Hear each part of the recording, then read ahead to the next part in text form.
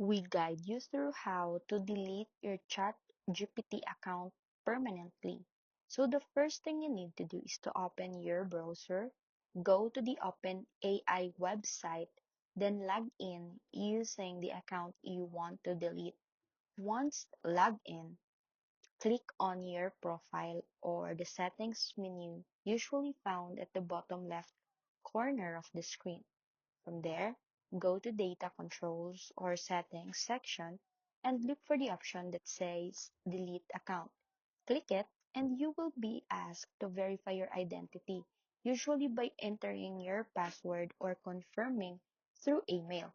After verification, carefully read the warning message because deleting your account is permanent and you will lose all your chat history and data. If you are sure, confirm the deletion by clicking the Final Deletion Account button. Once done, your account will permanently remove and will no longer be able to access it again.